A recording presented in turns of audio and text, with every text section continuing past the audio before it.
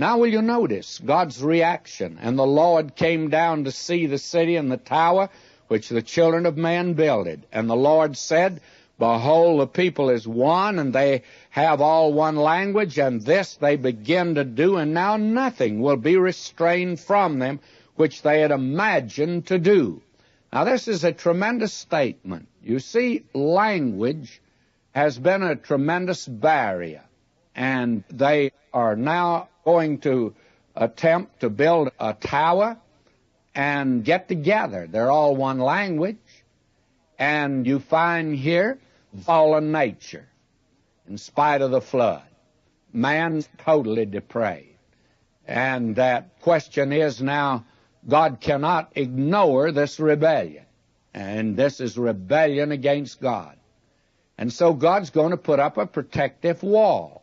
He's going to throw up a wall, and he has to do it for several reasons. One reason is man is a very capable creature. He can go to the moon. He can fly on a jet plane. I'm amazed the other day going to the Hawaiian Islands, sitting 5 miles in the air in a jet plane being served a delicious dinner. I just can't get over it myself. I'll be honest with you. Seems unbelievable. Man's done that, friends. Man's a very competent creature. Now you can see what he would do with one language if they all came together against God. So God put up a barrier. And so notice what he did. He says in verse 7, Go to, let us go down. Man said, let us. Well, God says, let us go down and there confound their language, that they may not understand one another's speech. So the Lord scattered them abroad from thence upon the face of all the earth, and they left off to build the city. Therefore the name of it is called Babel, confusion, because the Lord did there confound the language of all the earth, and from thence did the Lord scatter them abroad upon the face of all the earth.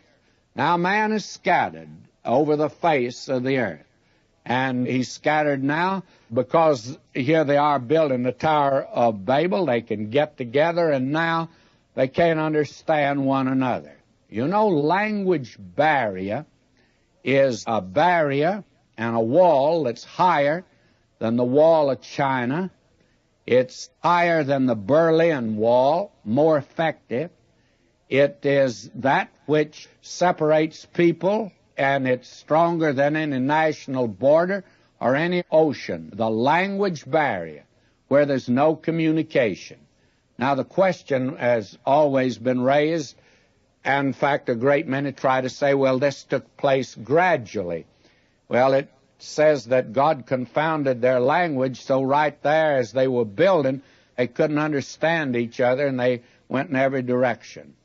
Now, you have here this tremendous thing that takes place. Here's a speaking in tongues, and they couldn't understand each other. Also, it's a miracle of hearing as well as speaking, because you have a miracle of tongues or ears here. They spoke a different language, and the ear couldn't hear what the other one was saying. Now, frankly, this is something that God did, and the question arises, and I'd like to ask you the question, was this a blessing in disguise, or was it a curse upon man? Well, for God's purposes, it was a blessing. For man's development away from God, it was definitely a judgment. And it's been a great hindrance, as you well know, down through the centuries. Man has been kept separate.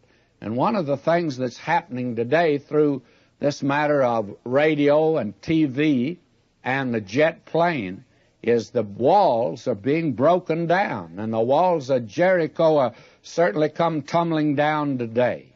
And that is the reason that I believe that God's coming down again in judgment is because of that. But I'd like to put over against this tongues movement the day of Pentecost. That was another great tongues movement. And at that time, why, we find the gospel is given in all the languages that were understood there. It wasn't given in an unknown tongue. That never was the tongues movement to begin with. And you find on the day of Pentecost, God's giving his answer to the Tower of Babel. God is saying to mankind now, I have a gospel and a message for you, and I'm coming to you with the gospel in your language. And that is the thing that God has done. And today the Bible has probably gone into more languages. Well, not probably, it has, than any other book.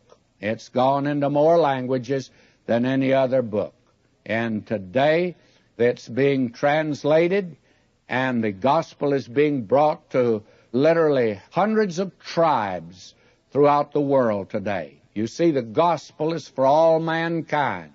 And the reason and the purpose for the talking in tongues is to let the human race know that God had answered the Tower of Babel, and he had a redemption for man now. The mission has been accomplished. No longer necessary today for man to try to work out his salvation. He is now to turn to God and listen to God's message.